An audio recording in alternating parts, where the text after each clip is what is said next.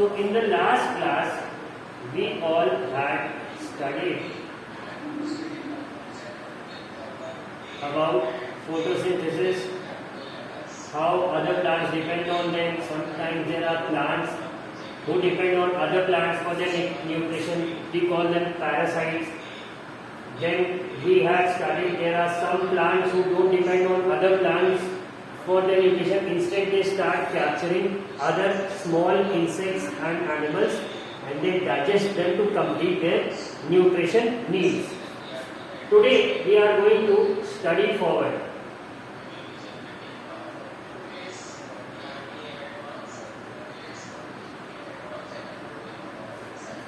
Now today we are going to study about, as you can see, saprotrophs. Now what are saprotrophs?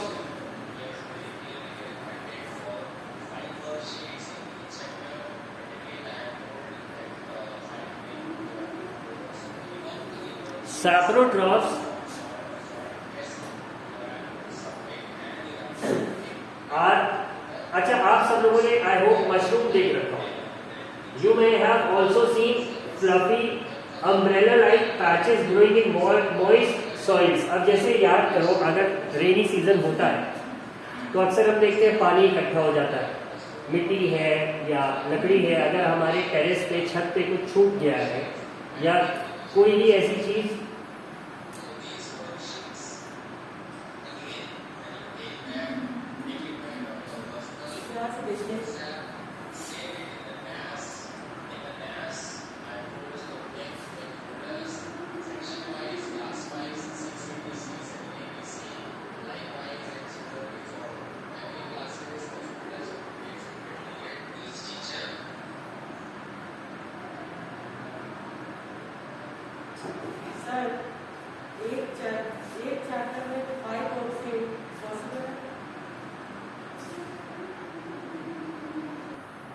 अब ये mushrooms क्या होते हैं, जैसा कि बात कर रहे थे हम लोग कि बारिश के मौसम में अगर कहीं पे पानी इकट्ठा हो रहा है फिर सूख रहा है और वहां अगर कोई वुडन चीज पड़ी या ब्रेड का टुकड़ा मान लीजिए आपने फेंक रखा तो कुछ देर बाद आप देखते हैं कि एक अम्ब्रेला लाइक स्ट्रक्चर उसके ऊपर ग्रो करने लगता है. ये जो फिगर 1.7 आप लोगों को दिख रहा है, मशरूम बहुत से लोगों ने खाया भी होगा, लेकिन आमतौर पे जो लकड़ी पे या कहीं पे गिरता है वो कुछ ऐसा दिखता है. फिगर 1.7 जो आपकी दिखता है, ठीक है.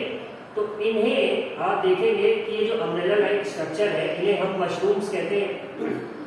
अब इन्हें उगाया कैसे जाएगा, तो इसका भी इन्होंने एक एक्सपेरिमेंट बताया है कि एक ब्रेड ले लीजिए, जो ब्रेड आप सब लोग खाते हैं, और उसे थोड़ा सा पानी से भिगा दीजिए. Moisten it with water, leave it in a moist warm place for 2-3 days. मतलब कि जो गर्म जगह हो और नम हो, थोड़ी ह्यूमिड हो, वहां पर उसे 2-3 दिन के लिए छोड़ दीजिए और आप देखेंगे कि उस पर इसी तरह के जो मोल्ड होता है, जिसे हम लोग कहते हैं कि अब ये सड़ गया, या एक नॉर्मल टर्म होता है कहते हैं इसमें भुगड़ी लग गई.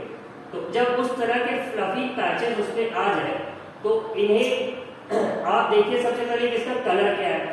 फिर अगर आपके पास अवेलेबल है तो मैग्नीफाइंग ग्लास से इन पे एक बार देखिए और क्या नजर आता है ये लिखिए. तो आप अगर ध्यान से देखेंगे तो आपको इस तरह का इस पे फंगस ग्रो, जिसको हम लोग कह रहे हैं कि मोल्ड है, ये सड़ा हुआ जो ग्रीन कलर का हो जाता है, ये फंगस इस पे आ रहा है. इन्हीं ग्रीन एनिमल्स को हम लोग क्या कहते हैं, these organisms are called fungi. They have different mode of nutrition. अब इनका मोड ऑफ न्यूट्रिशन क्या है, दूसरा, they absorb the nutrients from the bread. अब ये उस खाने की चीज जो कि हम लोगों के लिए खराब हो गई, सड़ गई, ये उसी से अपना न्यूट्रिशन ले लेते हैं, ठीक है. This mode of nutrition in which organisms take in nutrients from dead and decaying matter. ऐसा न्यूट्रिशन जिसमें ऑर्गेनिजम्स एक मरते हुए या सड़ते हुए किसी भी ऑर्गेनिक मैटर से अपना न्यूट्रिशन ले, ऐसे न्यूट्रिशन को हम क्या कहते हैं, सैप्रोट्रॉफिक न्यूट्रिशन. SAPROTROPHIC. तो इसको क्या पढ़ेंगे हम लोग, सैप्रोट्रॉफिक न्यूट्रिशन. और ऐसे ऑर्गेनिज्म जो कि इस न्यूट्रिशन से अपना पेट भरते हैं इन्हें हम क्या कहेंगे, saprotrophs. I hope you all understood it. अब आगे बढ़ते हैं तो हम लोगों ने एक मशरूम का एग्जाम्पल देखा सैप्रोट्रॉप्स में और दूसरा फंजाई का एग्जाम्पल देखा। अब फंजाई और कहां ग्रो करते हैं, तो fungi also grow on pickles, अचार जिसे हम लोग खाते हैं, लेदर। अक्सर क्या होता है कि अगर आपके घर में आपके पापा के पास या आपके पास कोई लेदर की जैकेट हो और गलती से ठंड में आप उसे पहन के निकले और बारिश हो जाए, फिर आप उसे जब सूखने के लिए रखोगे तो आप देखोगे उस पर भी सफेद सफेद फंगस ग्रो करने लगे। तो ये फंगस ऐसी ही चीजों में ग्रो करता है। तो पिकल्स मतलब अचार हो गया, लेदर क्लॉथ्स। आपके अगर जूते बारिश में भीग जाए तो अक्सर आप देखोगे जब वो सूख जाएंगे तो उस पर फंगस ग्रो कर सकता है। तो मतलब लेदर हो गया, leather clothes and other articles that are left in hot and humid weather, मतलब कि जो गर्म होती है और उमस भरी जगह होती है, नमी भरी जगह होती है, लंबे समय तक आप ऐसी जगह पे छोड़ देंगे तो उस पे फंगस हो जाएगा। देखो इन्होंने बात बताई ना, during the rainy season they spoil many things, ये जो फंगस होता है। Ask your parents about the menace of fungi in your house, मतलब अपने पेरेंट्स से आप सब लोग पूछेंगे कि ये जो फंगस है या ये जो सड़न है इससे क्या क्या प्रॉब्लम्स होती है। ठीक है, अब ये कैसे ग्रो करते हैं? The fungal spores are generally present in air. अब होता क्या है कि जैसे समझ लो कि इनके अंडे छोटे छोटे जिनसे इनको ग्रो करना है, ये हवा में घूमते रहते, तैरते रहते, और अगर ये किसी चीज पे ऐसी जगह पड़े जो कि सड़ सकती है, जिससे ये अपना न्यूट्रिशन ले सकती है, तो ये उस पे ग्रो कर जाते हैं। यही इनका ग्रो करने का तरीका होता है। ठीक है, अब कहां पे? The fungal spores are generally present in the air when they land on wet and warm things. देखो गीली और गर्म चीजों पे अगर ये गिर गए तो होगा क्या कि दे जर्मिनेट एंड ग्रो। जर्मिनेट का क्या मतलब होता है? जर्मिनेट का मतलब होता है कि ये बढ़ने लगते हैं, अब ये पनप जाएंगे, जैसे हम लोग कहते हैं germinate and grow. Now can you figure out how we can protect our things from getting spoiled. अब अगर ऐसी चीज है तो हमारे लिए तो बहुत सारी हमारे काम की ऐसी चीजें हैं जो कि गीली भी होती है, और जैसे अब गर्मियां आ रही है तो हम कैसे प्रोटेक्ट करेंगे इन चीजों को? अब होता क्या है, some organisms live together and share both shelter and nutrients. This relationship is called symbiosis. अब symbiosis क्या होता है? देखो symbiosis को ऐसे समझेंगे कि अब मान लो तुम एक पेड़ हो और मैं तुम्हारे हेल्प से अपना न्यूट्रिशन ले रहा हूं, और बदले में क्या कर रहा हूं कि कोई भी पैरासाइट अगर तुम्हारे ऊपर उगना चाह रहा है तो मैं उसे डिस्ट्रॉय कर देता हूं। तो अब तुम भी मेरी हेल्प कर रहे हो और मैं भी तुम्हारी हेल्प कर रहा हूं। तो ऐसी चीज जहां दो ऑर्गेनिजम्स एक दूसरे के ऊपर ऐसे डिपेंड करके रहे, एक दूसरे के ऊपर ऐसे निर्भर करके रहे, जहां पे दोनों एक दूसरे की थोड़ी थोड़ी मदद करें, तो ऐसे रिलेशनशिप को हम क्या कहते हैं? We call it symbiosis. SYMBIOSIS। जैसे certain fungi live inside the roots of plants। कुछ फंजाई क्या होते हैं? ये पेड़ों की जड़ों में रहते हैं। The plants provide nutrients to the fungus and in return the fungus provides water and certain nutrients। अब देखो कुछ फंजाई ऐसे होते हैं, हम लोगों ने ये पढ़ा कि फंजाई पेड़ों को डिस्ट्रॉय कर देते हैं, लेकिन कुछ फंजाई ऐसे होते हैं जो कि ये सिम्बायोटिक रिलेशनशिप को फॉलो करते हैं। कैसे?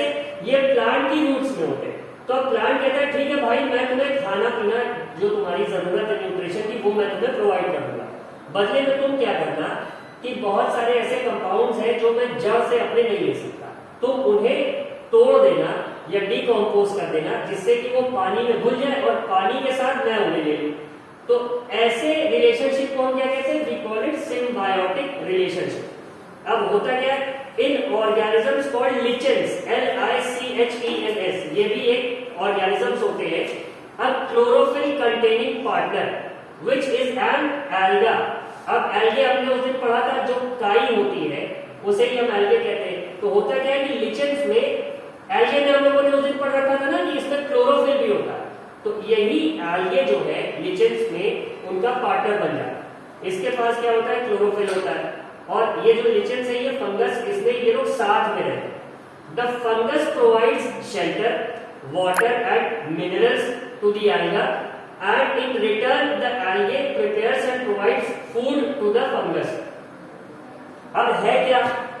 हमें ये पता है कि काई वहीं पे जमेगी जहां पे नमी होगी, पानी होगा और गर्मी होगी। अगर उस पर धूप पड़ गई, वो जगह सूख गई, तो काई वहां से हट जाएगी। तो अब ऐसे में एल्गे ने क्या किया, पार्टनरशिप कर ली किसके साथ, एक फंगस के साथ। तो ये क्या करता है कि ये एल्गे को पानी, धूप से बचने के लिए छांव, जिसे शेल्टर कहा गया, और जो जरूरी मिनरल्स है ये उन एल्गे को प्रोवाइड करता है। अच्छा, एल्गे के पास क्या है, इनके पास क्लोरोफिल है, तो ये अपना खाना प्रिपेयर कर सकते हैं। तो बदले में एल्गे क्या करता है, अपना खाना प्रिपेयर करता है और थोड़ा सा इन्हें भी दे देता है। तो ये दोनों एक दूसरे की हेल्प से एक दूसरे के साथ रह लेते हैं।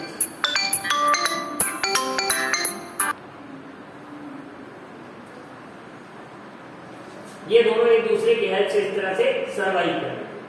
ये the alga prepares and provides food to the fungus and the fungus provides shelter, water and minerals to the alga. ठीक है, ये अब मुझे उम्मीद है कि आप लोगों को सिम्बायोसिस समझ में आ गया होगा। अब आगे क्या है, how nutrients are replenished in the soil. अब हम लोगों ने दुनिया की चीजें पढ़ डाली कि कौन से पेड़ हैं, कौन से एनिमल्स हैं, कौन किसके ऊपर फूड के लिए डिपेंड कर रहा है। हेटेरोट्रॉफ्स तो पूरी तरह प्लांट्स पे डिपेंड कर रहे हैं। अब कुछ प्लांट्स ऐसे हैं जो अपना न्यूट्रिशन खुद नहीं प्रिपेयर कर पा रहे हैं, तो वो दूसरे प्लांट्स के ऊपर डिपेंड कर रहे हैं या फिर वो छोटे इंसेक्ट्स को खा जा रहे हैं। अब कुछ ऐसे भी उसमें फंगस और फंगस के जैसे हैं जो कि सैप्रोट्रॉफ्स हैं। ये क्या कर रहे हैं कि जो कोई चीज सड़ रही होती है, अब उससे ये लोग अपना न्यूट्रिशन ले ले रहे हैं। तो ये सारी बात तो हम लोगों ने पढ़ ली, बट अल्टीमेटली सनलाइट के बाद जो जरूरी चीजें जैसे कि मिनरल्स है, वाटर है, ये कहां से आ रहा है, सॉइल से आ रहा है, मिट्टी से आ रहा है। तो अब मिट्टी में ये जैसे सन से तो हम जान रहे हैं कि इससे बराबर एनर्जी आती है, बट सॉइल में तो मिनरल्स या पानी खत्म हो जाता है ना, सूख जाता है। हम देखते हैं ना डेली, अगर हम लोगों के घर में गमले हैं तो उसका पानी सूख जाता है, तो हमें अलग से पानी देना पड़ता है उसको। तो इसी तरह जो मिट्टी है उसमें भी जो मिनरल्स है, पानी है, वो यूज के बाद खत्म हो जाएगा। तो वो वापस से उसमें कैसे आता है, गमलों में तो हम पानी दे देते हैं, लेकिन जंगलों में या नदियों के आसपास जहां पे हम नहीं जा रहे वहां पानी कैसे हो रहा है। सॉइल फिर से कैसे अपने मिनरल्स को वापस ले रही है, कैसे अपने पानी को फिर से रिप्लेनिश कर रही है। REPLENISH, रिप्लेनिश मतलब दोबारा से जो उसका स्टोर है उसमें फिर से जरूरी चीजें भर लेना। ठीक है, तो अब इसमें देखेंगे। अब आपने क्या फार्मर्स को देखा है मैन्योर या फर्टिलाइजर डालते हुए, खाद डालते हुए, या फिर आपने माली को, गार्डनर्स को देखा होगा कि वो लॉन्स में और बाकी जगह गमलों में भी अक्सर आपने देखा होगा वो खाद डालते। तो ये ऐसा क्यों होता है? अच्छा, you learn that plants absorb minerals and nutrients from the soil, ये हम लोगों ने पढ़ लिया। So their amounts in the soil keep on declining. अब प्लांट्स, जैसे मान लो हमारे घर में दाल और चावल रखा है, धीरे धीरे मम्मी उसमें से थोड़ा थोड़ा लेके बना देती है। तो अब एक टाइम आएगा ना कि उस डिब्बे में भी खत्म हो जाएगा। तो अब क्या होता है, तो मम्मी पापा को ये बताती है, पापा फिर से ढेर सारी लेते आते हैं और उस डिब्बे में फिर से भर देते हैं, फिर से पकते रहते हैं। तो अब सॉइल में ऐसा कैसे होगा? तो सॉइल में आपने देखा होगा कि ये जो गार्डनर्स है या फार्मर्स है, ये उसमें फर्टिलाइजर या मैन्योर, खाद डालते हैं। तो अब इसी से ये जो सॉइल के मिनरल्स हैं और न्यूट्रिएंट्स हैं, ये सॉइल में रिप्लेनिश होते हैं। Fertilisers and manures contain nutrients such as nitrogen, potassium, phosphorus etcetera etcetera, मतलब और भी सारी चीजें। These nutrients need to be added from time to time to enrich the soil। जैसे हमारे घर में मम्मी जिस डिब्बे से रोज दाल चावल निकालती होगी, जैसे कुछ कुछ समय पे उसमें भी हमें फिर से भरना पड़ता है, वैसे ही सॉइल में भी अगर कुछ कुछ समय पे हम फर्टिलाइजर्स और मैन्योर दे देंगे तो उसमें भी उसके न्यूट्रिएंट्स रिप्लेनिश होते हैं। और होगा क्या, we can grow plants and keep them healthy if we can fulfill the nutrient requirement of the plants। और इस तरह से अगर सॉइल में बराबर हम न्यूट्रिएंट्स डालते जा रहे हैं, फर्टिलाइजर्स और मैन्योर देते जा रहे हैं, होगा क्या, प्लांट्स को भी कमी नहीं होगी और प्लांट्स अच्छे से ग्रो करेंगे। अब होता क्या है, यूजुअली क्रॉप्स प्लांट्स, जो क्रॉप्स यानी फसल होती है, जैसे कि गेहूं हो गया, चावल हो गया, ये सब crop plants absorb a lot of nitrogen and the soil becomes deficient in nitrogen. अब जैसे आप लोगों ने पढ़ा था इस चैप्टर के शुरू में कि प्रोटीन बनाने के लिए नाइट्रोजन की जरूरत है। अब जैसे दाल का पौधा है, तो दाल में हम सब जानते हैं प्रोटीन होता है, पल्सेस में। तो अब ये प्रोटीन कहाँ से आएगा? अल्टीमेटली आएगा सॉइल से।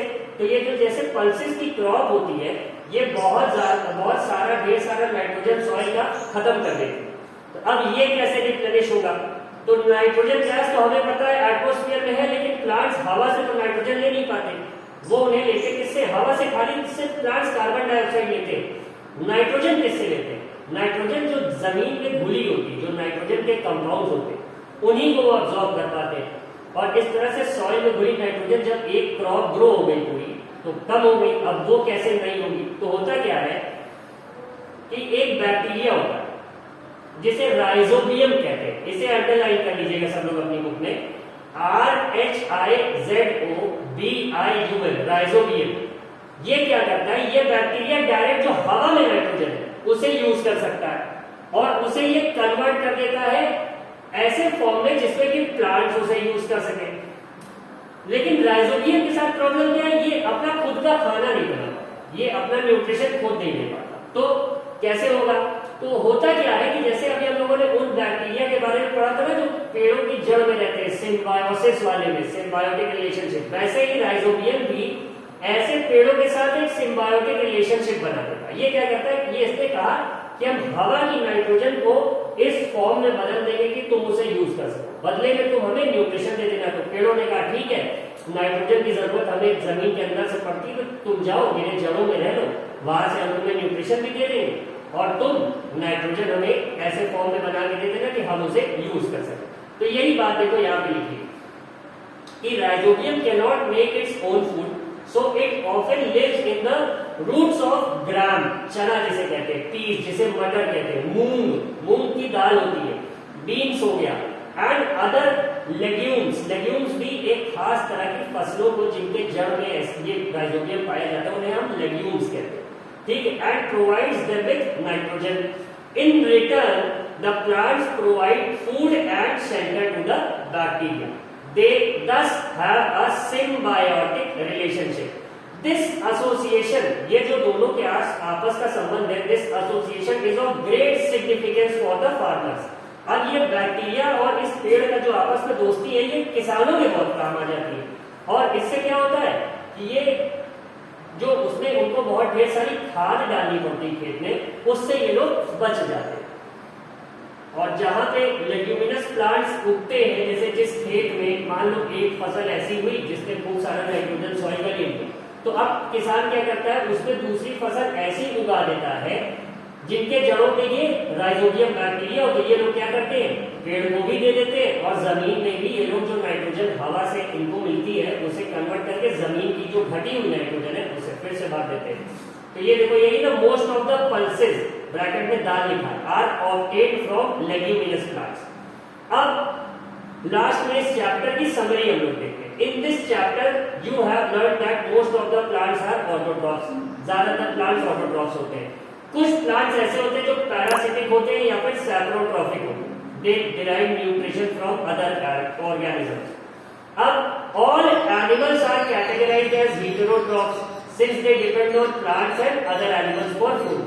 Can we say that the insectivorous plants are partial heterotrophs? जैसे उस दिन एक क्वेश्चन पूछा था किसी स्टूडेंट ने कि क्या ये पैरासाइट्स हैं ह्यूमन बींग्स या ऐसे एनिमल जो प्लांट पे डिपेंड कर रहे हैं। तो लो, अब बुक ने एक और क्वेश्चन पूछ दिया तुम लोगों के लिए, ये जो इंसेक्टिवोरस प्लांट्स थे जैसे पिचर प्लांट और वीनस फ्लाईट्रैप, क्या इन्हें हम हेटेरोट्रॉफ्स भी कह सकते हैं? इस पे सोचो।